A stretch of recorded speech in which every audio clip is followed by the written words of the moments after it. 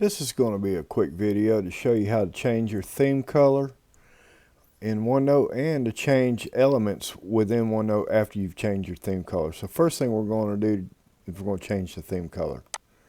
We're going to go to File, we'll jump down to Options, and you'll see right here at the bottom of General, at the bottom of it, you have the option to change your theme color to a few different things here. So let's just change it to black. So now we have it at black, but let's say we wanted to change, we just wanted the top to be black and the bottom to be white or something to that effect.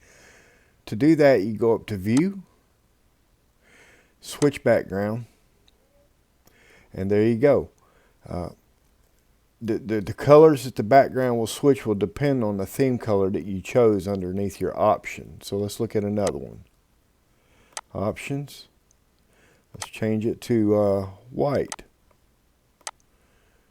And let's go to Switch Background. And now we have a black page with the white toolbar here. That's really all there is to it. If this has helped you, how about leaving a like, subscribe, leave a message, and you have a good day.